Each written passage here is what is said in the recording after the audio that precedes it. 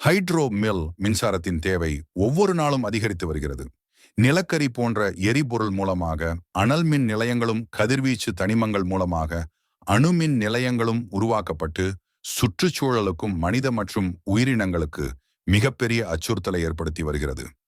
மின்சார தேவைக்காக புதுப்பிக்கத்தக்க எரிசக்தி முறையில் காற்றாலை மின்சாரம், புனல் மின்சாரம் மூலமாகவும் மின்சாரம் உற்பத்தி செய்து வருகிறோம். நீர் மின்சாரம் தயாரிக்க அணைகள் கட்டப்பட்டு அதன் மூலமாக மின்சாரம் உற்பத்தி செய்யப்படுகிறது. ஆயினும் மின்சார தேவை அதிகமாகவே உள்ளது.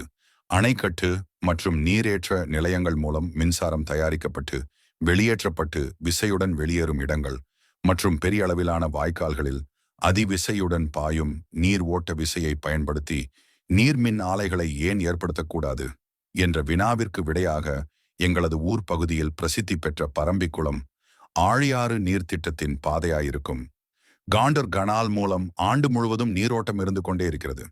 காற்று வீசும் பகுதியில் பல சிறு சிறு காற்றாலைகள் மூலம் மின்சாரம் பெற்று காற்றாலை மின்சாரம் அருகிலுள்ள பல்லடம் பகுதியில் சிறப்பாக உள்ளது. அதேபோல் காண்டூர் கனால் வாய்க்காவில் வேகமாக பாயும் நீரின் விசையை பயன்படுத்தி பல சிறு சிறு நீராலைகளை நிறுவினால் புதுப்பிக்கத்தக்க மின்சாரத்தை நாம் தொடர்ந்து பல மடங்கு பெற முடியும். இடம்: சர்க்கார்பதி பவர் ஹவுஸ் முதல் நரிக்கல்பதி பொன்னாளம்மன்துறை பகுதியில் உள்ள சுரங்கம் வரை சுமார் 8 கிலோமீட்டர் பயன். இந்த நீராலைகளை இயக்குவதன் மூலம் மின்சாரத்தை தொடர்ந்து பெற முடியும். மேலும் இந்த பகுதியில் உள்ள மலைவாழ் கிராம மக்களுக்கும் வேலைவாய்ப்பு கிடைக்கும். பாதுகாப்பு அம்சங்கள்: விலங்குகளின் நடமாட்டம் உள்ள பகுதிகளை தவிர்த்து கிராமங்களை ஒட்டியுள்ள பகுதிகளில் இதனை செயல்படுத்தினால் சிறப்பாக அமையும்.